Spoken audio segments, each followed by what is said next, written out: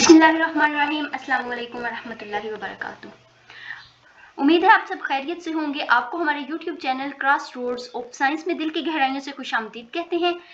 तो पिछले लेक्चर में आपने 9th class chapter number 1 fundamentals of chemistry में का हमने पहला लेक्चर दिया था आपको। तो उसमें आपने केमिस्ट्री का ब्रीफ सा इंट्रोडक्शन और कुछ बेसिक टर्म्स को अंडरस्टैंड किया था।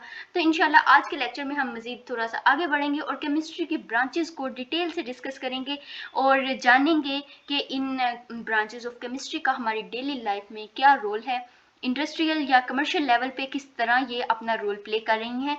तो चलिए करते हैं स्टार्ट। तो ब्रांचेस ऑफ केमिस्ट्री में सबसे पहले हमारे पास आ जाती है physical chemistry, organic chemistry, inorganic chemistry, biochemistry, industrial chemistry, nuclear chemistry, environmental chemistry and analytical chemistry. तो चलिए देखते हैं इन ब्रांचेस की डिटेल, इन ब्रांचेस का यूज़ कहाँ कहाँ होता है। तो अगर आप हमारे चैनल पर नए हैं तो चैनल को सब्सक्राइब कर दें और अगर आपको वीडियो अच्छी लगती है तो वीडियो को लाइक कर दें और अगर आपका कोई क्वेश्चन है तो कमेंट सेक्शन में ज़रूर पूछ सकते हैं। तो चलिए देखते हैं ब्रांचेस ऑफ केमिस्ट्री।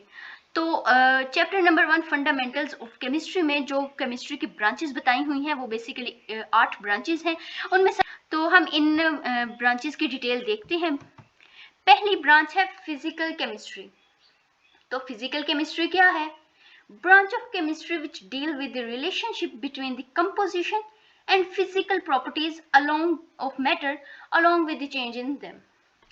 तो हमने पिछले लेक्चर में डिटेल से देखा था कि कंपोजिशन किसे कहते हैं और फिजिकल प्रॉपर्टीज किसे कहते हैं। मैटर को भी हमने डिटेल में डिस्कस किया था कि मैटर क्या है। हर चीज जिसका वजन होता है और जो कोई मखसूस जगह घेरती है वो मैटर होती है। तो हमने किसी भी मैटर की ये फिजिकल प्रॉपर्टीज और उनकी कंपोजिशन के दरमियान रिलेशनशिप जिस ब्रांच में हम फाइंड करते हैं वो ब्रांच है फिजिकल केमिस्ट्री।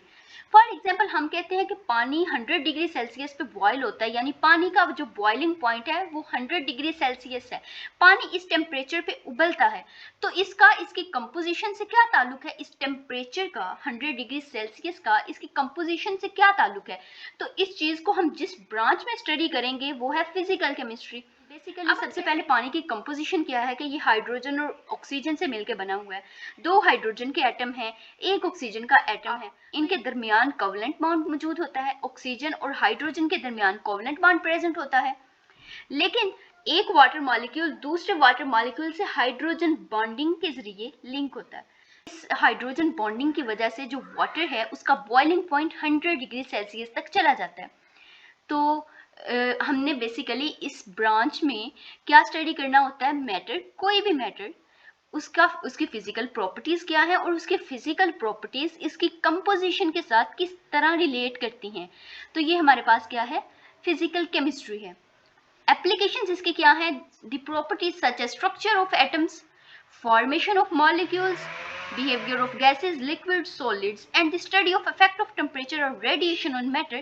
यानी इस ब्रांच में बेसिकली हमने टेम्परेचर का या रेडिएशंस का किसी भी मैटर पे इफेक्ट चेक करना होता है कि उसकी जो टेम्परेचर या रेडिएशंस भी बेसिकली हीट की ही एक फॉर्म है। तो उनका मैटर पे क्या इफेक्ट होता है, चाहे वो मैटर सॉलिड है, लिक्विड है या गैस है, उसके स्ट्रक्चर को उनके साथ उनका रिलेशन क्या है। तो इस चीज को हम जिस ब्रांच में स्टडी करते हैं वो हमारे पास है फिजिकल केमिस्ट्री। तो ऑर्गेनिक केमिस्ट्री ये कौन सी ब्रांच है? The branch of chemistry which deal with the study of covalent compounds of carbon and hydrogen and their derivatives। तो ऑर्गेनिक केमिस्ट्री में हम किस चीज को स्टडी करते हैं? सबसे पहले compounds of carbon and hydrogen. तो ऑर्गेनिक केमिस्ट्री में अगर हम बैकबोन देखें तो वो कार्बन एटम है, यानी जो कार्बन के कंपाउंड हैं जिनमें कार्बन प्रेजेंट होगा या कार्बन के साथ हाइड्रोजन प्रेजेंट होगा वो क्या होंगे? कार्बन के कंपाउंड होंगे, कोवलेंट कंपाउंड होंगे या उनको हम कह सकते हैं ऑर्गेनिक कंपाउंड्स होंगे। अगर कार्बन के साथ हाइड्रोजन अटैच है तो इन्हें हम हाइड्रोकार्बन्स कहेंगे, और अगर कार्बन और हाइड्रोजन के साथ कोई और एटम आके अटैच है, यानी ऑक्सीजन अटैच है, नाइट्रोजन अटैच है, सल्फर अटैच है या फास्फोरस अटैच है, तो इसको हम डेरिवेटिव्स कह देंगे कि ये हाइड्रोकार्बन्स के डेरिवेटिव्स हैं। तो ऑर्गेनिक केमिस्ट्री में बेसिकली हम किस चीज को स्टडी करते हैं? हाइड्रोकार्बन्स को और उनके डेरिवेटिव्स को हम स्टडी करते हैं ऑर्गेनिक कंपाउंड्स को हम स्टडी करते हैं, पहले ज़माने में ये सोचा जाता था कि जो ऑर्गेनिक कंपाउंड्स हैं इनको सिर्फ जानदारों से हासिल किया जा सकता है, यानी ऑर्गेनिक कंपाउंड्स को लिविंग कंपाउंड्स भी कहा जा सकता है कि ये सिर्फ लिविंग थिंग्स से या लिविंग ऑर्गेनिज्म से ही इनको हासिल किया जाता है, इनको हम नॉन लिविंग थिंग से हासिल नहीं कर सकते। लेकिन अब हमने लैब में काफ़ी ज़्यादा कंपाउंड्स ऐसे बना लिए हैं जो ऑर्गेनिक हैं, वो नेचुरल नहीं हैं। तो ऑर्गेनिक कंपाउंड्स में बेसिकली कार्बन हमारे पास बैकबोन होती है, उसके अलावा अगर हाइड्रोजन उसके साथ अटैच है तो वो हाइड्रोकार्बन्स है, और अगर हाइड्रोकार्बन्स यानी कार्बन हाइड्रोजन के साथ तीसरा एटम यानी ऑक्सीजन, सल्फर, नाइट्रोजन ये अटैच हैं, तो ये क्या हो जाएंगे, डेरिवेटिव्स हो जाएंगे हाइड्रोकार्बन्स के। तो अगर हम बात करें ह्यूमन बॉडी की, तो ह्यूमन बॉडी पूरी की पूरी क्या है, कार्बन से मिलके बनी हुई है, हाइड्रोकार्बन से मिलके बनी हुई है। तो जो ह्यूमन बॉडी है हम कह सकते हैं कि ये एक इसको हम जब स्टडी करेंगे तो ये ऑर्गेनिक केमिस्ट्री में ही स्टडी की जाएगी, क्योंकि ह्यूमन बॉडी ऑर्गेनिक कंपाउंड से मिलके बनी हुई है। तो डेफिनेशन हमने क्लियर कर ली कि ऐसी ब्रांच ऑफ केमिस्ट्री जिसमें हम कोवलेंट कंपाउंड्स यानी ऑर्गेनिक कंपाउंड्स, हाइड्रोकार्बन्स और उनके डेरिवेटिव्स को स्टडी करें, तो वो हमारे पास क्या होती है, ऑर्गेनिक केमिस्ट्री होती है। आगे इसकी एप्लीकेशंस देख लेते हैं कि organic compounds occur naturally and also synthesized in laboratory. तो पहले ये सोचा जाता था कि ऑर्गेनिक कंपाउंड सिर्फ लिविंग थिंग्स से हासिल किए जाते हैं, इन्हें हम खुद नहीं बना सकते। लेकिन अब ऑर्गेनिक कंपाउंड्स नेचुरली भी मिल रहे हैं, लिविंग ऑर्गेनिज्म से भी मिल रहे हैं, यानी जानवरों से और पौधों से मिल रहे हैं, बल्कि ना सिर्फ मिल रहे हैं बल्कि हम इनको लेबोरेटरी में खुद भी बना सकते हैं। Organic chemists determine the structural properties of naturally occurring compound as well as synthesized compounds। तो organic chemist क्या करते हैं, यानी जो उन्होंने केमिकल्स खुद बनाए हैं, ऑर्गेनिक कंपाउंड्स या जो नेचर में मौजूद हैं उनके स्ट्रक्चर को वो डिटरमाइन करते हैं, उनकी प्रॉपर्टीज़ को देखते हैं। अगर हम कॉमन एग्जांपल देखें तो इसमें पेट्रोलियम, कोयला वगैरह, पेट्रोल, कोल, नेचुरल गैस वगैरह जो ऑर्गेनिक कंपाउंड्स हैं इनको ऑर्गेनिक केमिस्ट्री में स्टडी किया जाता है, क्योंकि हम ये मानते हैं कि जो ये पेट्रोलियम, कोल वगैरह हैं ये ज़मीन की तह में जब इंसानों या पौधों की डेड बॉडीज़ दब जाती हैं और उनके ऊपर मिट्टी की तह चली जाती है और ये काफ़ी अंदर तक ज़मीन के अंदर डेप्थ तक चले जाते हैं, तो ये क्या कन्वर्ट हो जाते हैं हाई टेम्परेचर और हाई प्रेशर पे कोल, पेट्रोलियम और नेचुरल गैस में। तो बेसिकली ये जो पेट्रोलियम है, कोल है, नेचुरल गैस है, इनको हम कहाँ से ऑब्टेन करते हैं, लिविंग थिंग से ऑब्टेन करते हैं। इसलिए हम इनको जिस ब्रांच ऑफ केमिस्ट्री में स्टडी करते हैं उसको हम ऑर्गेनिक केमिस्ट्री कहते हैं। नेक्स्ट हमारे पास जो ब्रांच है केमिस्ट्री की वो है इनऑर्गेनिक केमिस्ट्री। इनऑर्गेनिक केमिस्ट्री क्या है, ये बिल्कुल ऑर्गेनिक का ऑपोजिट है। तो ऑर्गेनिक में हमने क्या कहा था कि compounds of carbon, hydrogen and their derivatives. Inorganic chemistry में क्या है, all the compounds except carbon, यानी कार्बन अगर ऑर्गेनिक की बैकबोन है तो इनऑर्गेनिक केमिस्ट्री में कार्बन नहीं होगा।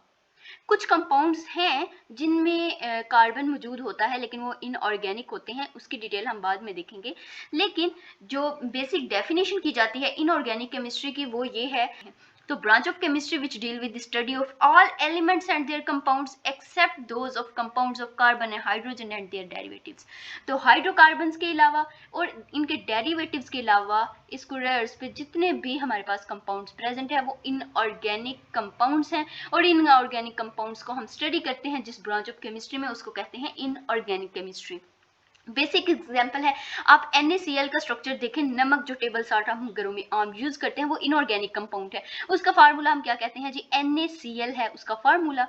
तो NaCl इनऑर्गेनिक कंपाउंड है, इसमें कार्बन नहीं है, इसमें हाइड्रोजन नहीं है, यानी इसमें हाइड्रोकार्बन नहीं है, इनके डेरिवेटिव्स नहीं है, तो ये क्या है, एक इनऑर्गेनिक कंपाउंड है।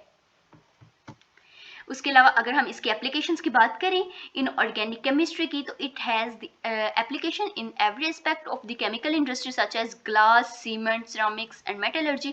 तो इन ऑर्गेनिक केमिस्ट्री इसका भी बहुत ज़्यादा स्कोप है, लेकिन ये लिविंग ऑर्गेनिज्म को स्टडी नहीं करेगी। इसके अलावा जितने भी केमिकल इंडस्ट्रीज हैं, जैसे ग्लास सिलिका से बनता है, सीमेंट इंडस्ट्री सिरामिक्स और मेटलर्जी में इसकी काफ़ी ज़्यादा ब्रांचेस हैं, क्योंकि अगर हम इन इंडस्ट्रीज़ की बात करें तो इनमें हाइड्रोकार्बन्स यूज़ नहीं होते, ऑर्गेनिक कंपाउंड यूज़ नहीं होते, तो इनमें कार्बन और हाइड्रोजन के अलावा और एटम यूज़ होते हैं। तो ये बेसिकली क्या है, इनऑर्गेनिक कंपाउंड्स हैं और इनको हम इनऑर्गेनिक केमिस्ट्री में स्टडी करते हैं। ऑर्गेनिक कंपाउंड्स और इनऑर्गेनिक कंपाउंड्स में बेसिक डिफरेंस कहाँ पे आता है?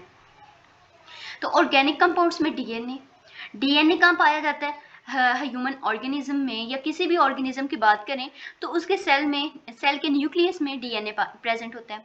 और ये क्या है, इसमें कार्बन होता है, हाइड्रोजन होता है और इसके साथ नाइट्रोजन और फास्फोरस भी प्रेजेंट होते हैं। तो ये एक ऑर्गेनिक कंपाउंड है। अगर हम मीथेन की बात करें तो ये प्योर हाइड्रोकार्बन है, यानी डीएनए में हाइड्रोकार्बन के साथ साथ यानी कार्बन हाइड्रोजन के साथ साथ डेरिवेटिव्स भी आ गए हैं, नाइट्रोजन भी है और फास्फोरस भी है। लेकिन अगर हम बात करें मीथेन की तो ये प्योर हाइड्रोकार्बन है, यानी इसमें सिर्फ कार्बन और हाइड्रोजन है और इसका फार्मूला है CH4।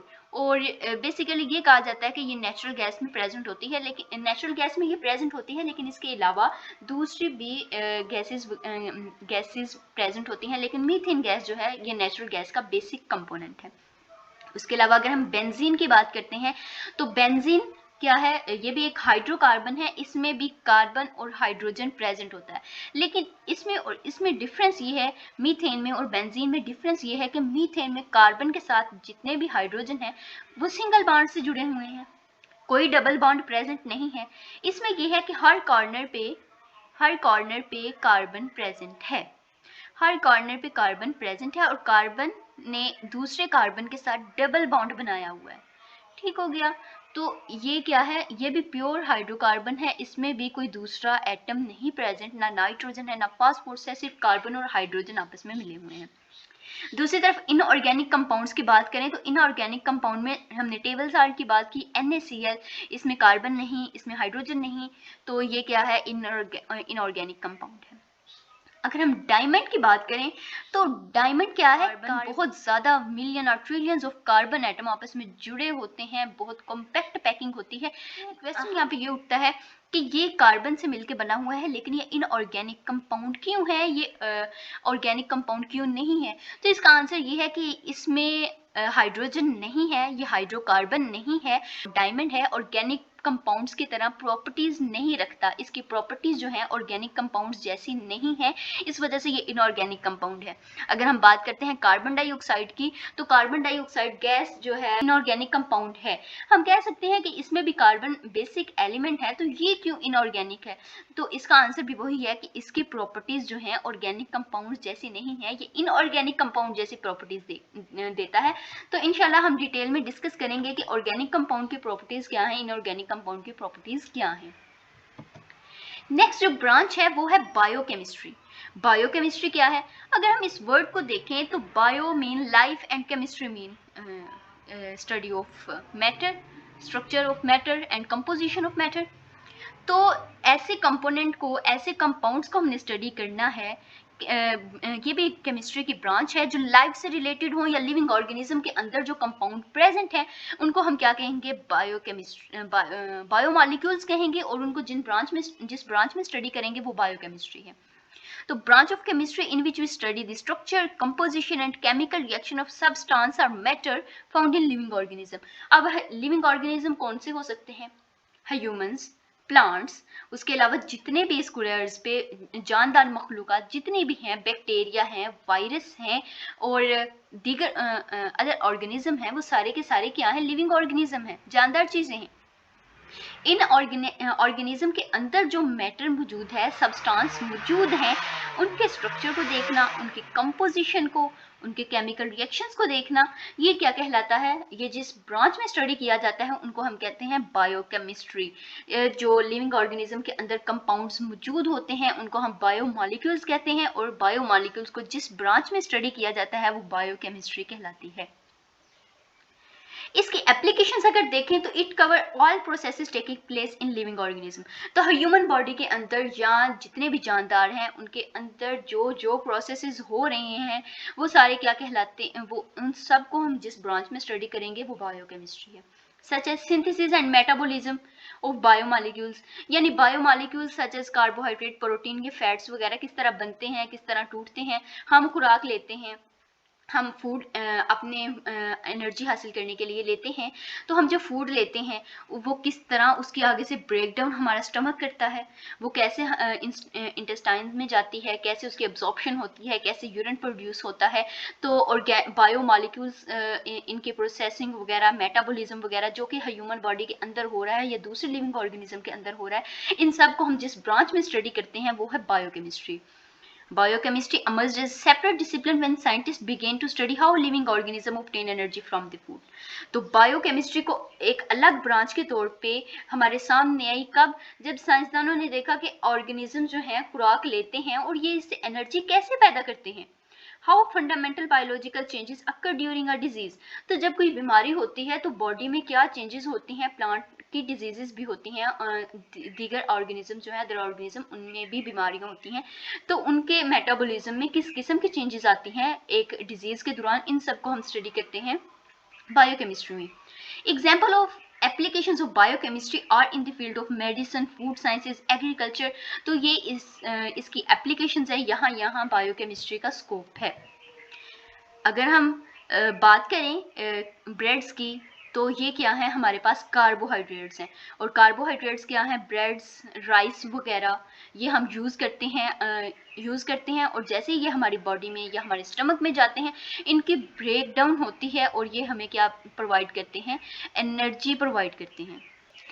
तो नेक्स्ट हमारे पास आ जाती हैं proteins.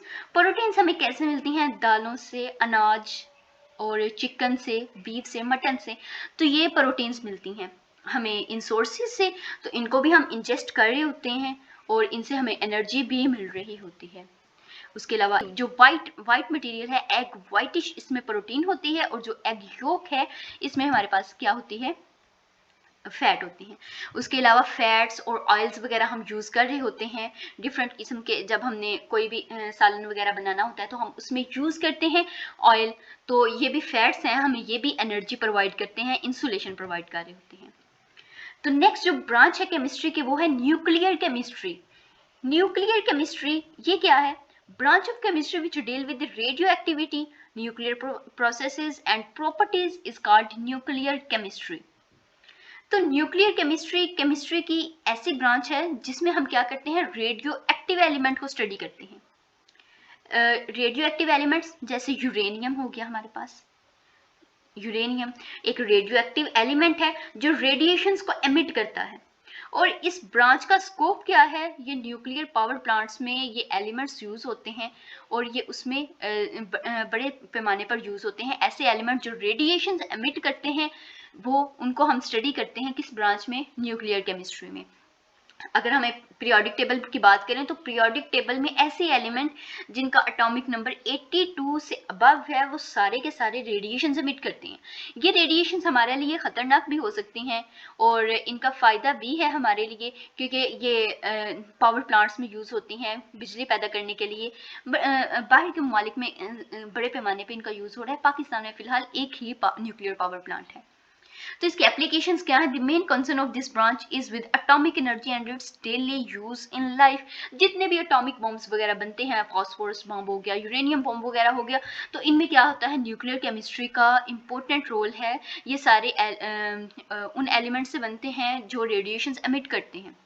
It also includes the study of chemical effect resulting from absorption of radiation within the animals, plants and other animals. अब जो न्यूक्लियर एलिमेंट्स हैं यानी ऐसे एलिमेंट जो रेडिएशंस एमिट करते हैं, वो मैंने पहले भी बताया कि इन रेडिएशंस का ह्यूमन बॉडी पे या किसी भी दूसरे ऑर्गेनिज्म पे बुरा असर भी हो सकता है।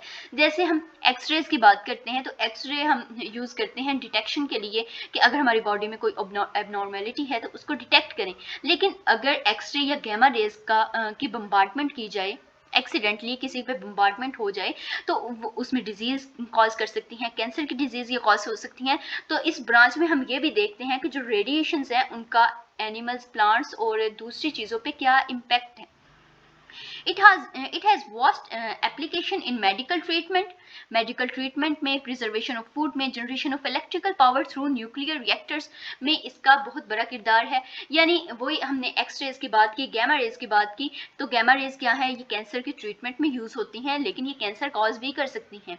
उसके अलावा एटॉमिक बॉम्ब्स में, या हमने पावर प्लांट्स की बात की कि बिजली पैदा करने के लिए न्यूक्लियर पावर प्लांट्स में यूरेनियम यूज़ किया जाता है। उसके अलावा एक्स रेज किसी भी एबनॉर्मेलिटी की डिटेक्शन के लिए ये यूज़ की जाती हैं।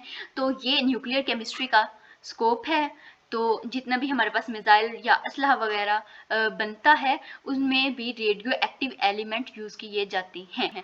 उम्मीद है आपको आज का लेक्चर समझ आया होगा। अगर आपको किसी किस्म की कन्फ्यूजन है तो आप कमेंट सेक्शन में हमसे रब्ता कर सकते हैं, इंशाल्लाह आपको जवाब ज़रूर दिया जाएगा। अपना बहुत सारा ख्याल रखिएगा। इंशाल्लाह अगले लेक्चर में मुलाकात होगी, तब तक के लिए अल्लाह हाफिज़।